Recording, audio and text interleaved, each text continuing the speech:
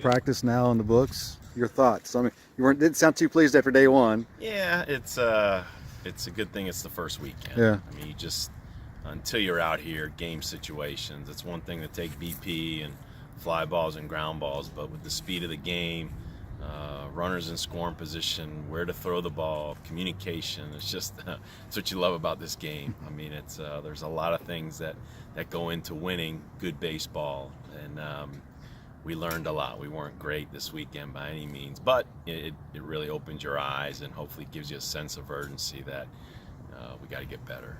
With so many new faces or guys needing to step into new roles, do you find you and your other coaches find yourselves teaching a little bit more than maybe when you have a more veteran squad?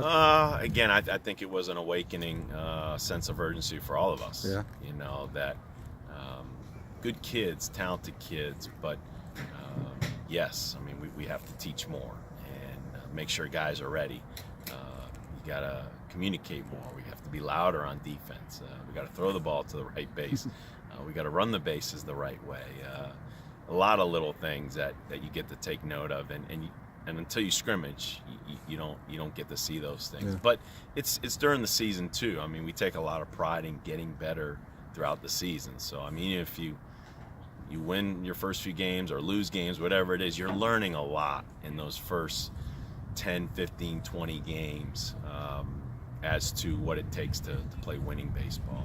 How much of it is also not only just performing on the field, but guys trying to step up into kind of a leadership role as well? You know, who's going to kind of take charge and that kind of thing? Well, it's probably more my message to the team was let's relax a little bit. Yeah. And guys are trying to win a job in the first weekend, and baseball is that funny sport where if you try too hard, you know, sometimes you go backwards. Yep. and you end up failing. So the message was just play fast, not necessarily play hard where we squeeze the bat and we fight this game. You got to have a flow to it, but we definitely want to play fast. And when we say play hard, it's how hard we run on and off the field, how hard we run out of the batter's box, and how locked in we are on defense. And that was the message to try to give to these guys to relax a little bit. It is a game, just go out there and have fun, but we talk about preparation too. You know, mentally and physically preparing to play good baseball is a whole nother issue. Obviously, this week could present some challenges weather-wise. It sounds like some snow might be coming in. Will you guys shift your schedule? You know, with the always look at the schedule. You know, you have the one NCAA off day, and but you want to be smart. You want to pick a day where the weather is maybe not the best. So we talk about that. These kids are locked into that. We communicate with them throughout the day, the night, the morning. But I also, this time of the year, you expect it. But I also saw some really good days this week for us to get some fundamental practices in, to work on our bunt defense, our first and third, our pickoffs, our PFP, a lot of defensive things that you don't get to do in the one, in the individual works. You get a lot of reps when the individual works, but you don't get a lot of team defensive type events. As they come into the second week of practice, what do you hope to see from them when they take the field for the next scrimmage?